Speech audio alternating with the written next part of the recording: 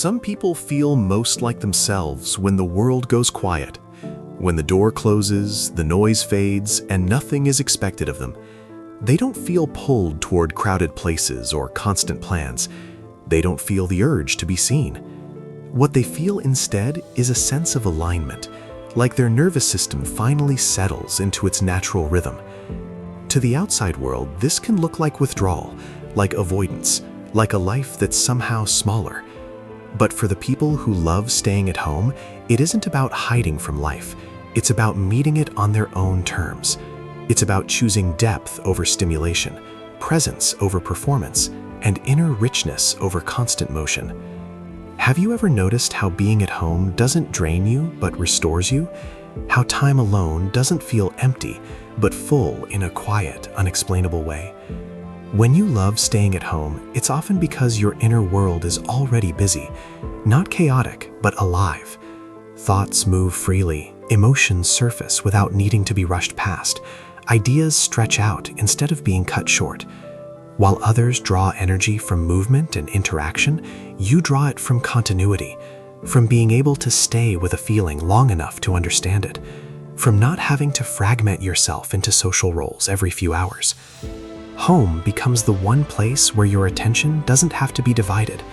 There's no background pressure to react, respond, impress, or keep up. You don't have to read the room or manage the emotional temperature of other people. You can let your mind wander without interruption. Let your body move at its own pace. Let silence exist without feeling like something has gone wrong. That uninterrupted space does something subtle but powerful. It allows you to feel present with yourself in a way that's hard to replicate anywhere else. This is why joy, for you, doesn't arrive as a rush. It arrives as a settling. It's found in repetition rather than novelty, in small rituals that might look insignificant from the outside, but feel grounding on the inside. The same chair, the same cup, the same quiet moment at the same time of day. These aren't habits born from lack of imagination. They're anchors. They tell your system that it's safe, that nothing needs to be defended right now. Stillness has a way of revealing things that noise covers up. When the world slows down, you notice how your body responds. You notice when something feels off instead of pushing through it.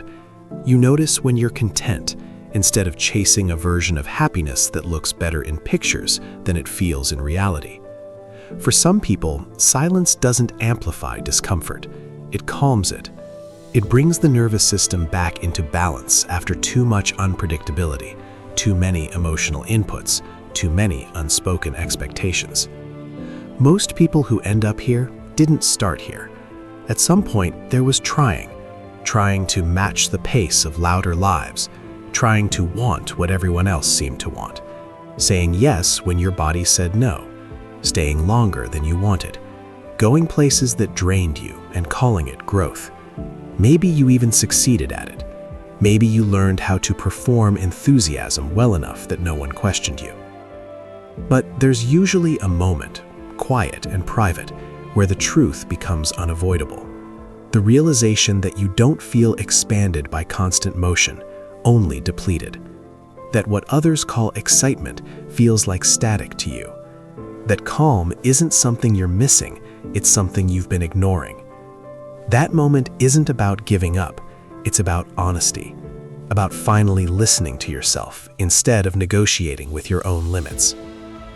This is where the confusion between solitude and loneliness starts to dissolve. Loneliness feels hollow. It feels like reaching out and finding nothing there. Solitude, when it's chosen, feels full. It feels like being in conversation with yourself and not feeling bored or abandoned by your own presence. You might still crave connection, but you don't need constant proximity to feel whole. Being alone doesn't threaten your sense of self. It often strengthens it. Time alone gives emotions space to move naturally instead of being compressed or postponed. You process things that others distract themselves from. You replay conversations not to punish yourself, but to understand them. You turn experiences over gently, looking at them from different angles, letting meaning form slowly instead of forcing conclusions. This depth of processing isn't always visible, but it shapes how you see the world and how you respond to it. It also shapes how you relate to people. You don't connect casually, you connect deliberately. Emotional energy isn't thrown around lightly because you know how much it costs to replenish. So when you invest deeply. Fewer relationships, but ones that are grounded, loyal, and real. You're not interested in being surrounded by people if you can't be understood by them. From the outside, this selectivity can be misread. People might assume you're distant, shy, or uninterested. They might encourage you to put yourself out there, as if you're hiding something valuable instead of protecting it. There's a cultural assumption that visibility equals vitality, that if you're not constantly showing up, you must be missing out. But fulfillment doesn't have a single template. Some people expand outward, others deepen inward. Neither is superior, but the world tends to reward one more loudly than the other. Many people who thrive in quiet spaces are deeply sensitive to emotional shifts and environmental noise. Not fragile, just responsive. Their systems pick up on subtle cues, changes in tone, undercurrents in conversations that others brush past. Over time, this heightened awareness can become exhausting if there's no place to rest it. Home becomes that place, a controlled environment where stimulation is predictable, where emotional surprises are limited, where the nervous system can finally downshift. Stability in this context isn't avoidance, it's regulation. It's knowing what helps you stay balanced and choosing it without shame. Especially if you've learned through experience what happens when you ignore those needs. Emotional overwhelm, burnout, the slow erosion that comes from constantly overriding yourself. For some, staying home is also about peace protection. Past disappointments, betrayals, or moments of being misunderstood leave a residue. You learn that not every space deserves your vulnerability, that not every invitation is safe. Home becomes the one place where your sensitivity doesn't need to be explained or defended, where you don't have to brace for impact, where you can exist without performing resilience. That doesn't mean you've stopped dreaming. The dreams are just quieter, more internal, focused on meaning rather than recognition. You might want a life that feels aligned more than one that looks impressive. You might be waiting for something to feel right instead of forcing momentum for the sake of appearances. Aspiration is still there, but it isn't fueled by urgency or comparison. It's patient, intentional. This naturally puts you at odds with hustle culture, with the idea that rest is laziness, that stillness is stagnation, that constant movement is proof of worth. For you, rest is productive in ways that don't show up on timelines. Stillness creates clarity. It allows insights to surface that would otherwise be drowned out. Life continues inwardly, even when it looks quiet from the outside. Your relationships reflect this rhythm too. You show up slowly, but fully. You listen more than you speak. You notice changes in people before they say anything. You remember details because you're actually paying attention. Presence for you isn't about being everywhere. It's about being deeply somewhere. There's a quiet strength in this way of being that rarely gets named, let alone celebrated. It's not the kind of strength that announces itself or demands recognition. It doesn't interrupt conversations or compete for space. It shows up as restraint, as patience, as the ability to pause instead of react. In a world that often mistakes loudness for confidence and urgency for importance, choosing depth is a subtle act of defiance. Home-loving people tend to move through life without rushing to dominate situations or prove their presence. They listen, they wait, they let moments unfold before deciding how to respond. And that calm way of moving through the world does something to the people around them. Even if no one can quite explain it, spaces feel steadier when they're there. Conversations soften, tension eases. Their presence doesn't demand energy, it gives it back. This kind of calm isn't passive, it's practiced.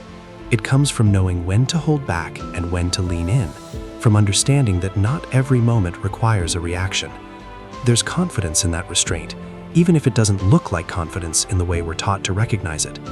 It's the confidence of someone who doesn't need to be louder to be solid, who doesn't need to be everywhere to matter. That's why people often feel safer around them, even if they can't pinpoint why.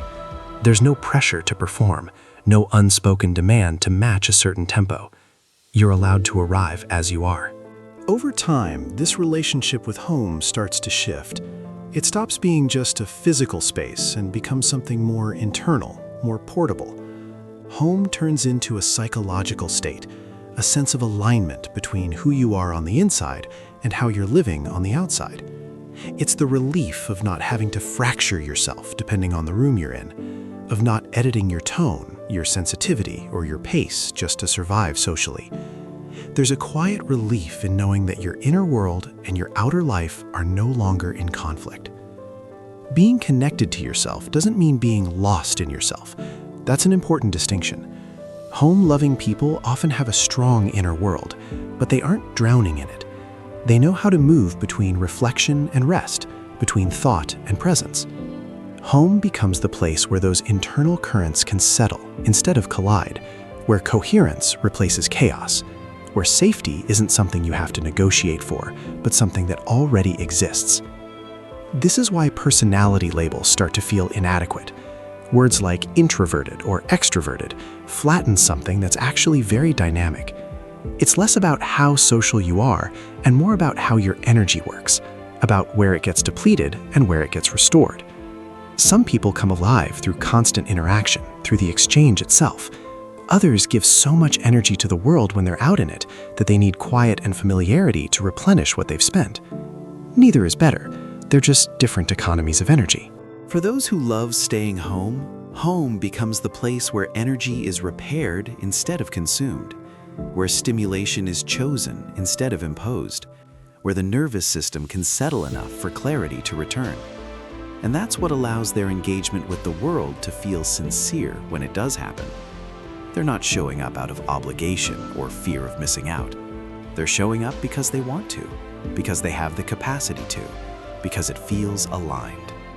That difference is subtle, but it's everything. There's also a deep comfort with self-companionship that grows here. Not the kind that comes from giving up on connection, but the kind that comes from trusting your own presence, being able to sit with your thoughts without immediately numbing them, letting emotions rise and fall without rushing to escape them, finding yourself to be acceptable company, even on quiet days, even when nothing remarkable is happening. This isn't isolation, it's emotional maturity. It's knowing that your sense of wholeness doesn't depend on constant external input, that you don't disappear when you're alone, that you can be with yourself and still feel intact. And in a world that often teaches people to fear their own thoughts, that kind of self-connection is a strength most don't realize they're searching for. So loving home isn't stagnation, it's discernment. It's knowing when to step out and when to stay in. It's choosing participation instead of obligation. It's understanding that life doesn't only happen in crowds or motion. And in a world that feels increasingly loud and rushed, people who love staying at home offer something essential. They remind us that meaning can grow in stillness, that depth matters, that quiet lives lived intentionally and inwardly often make the world feel slower, safer, and more human. Is staying at home your ideal way to relax? Drop your thoughts in the comments and subscribe for more such psychological insights.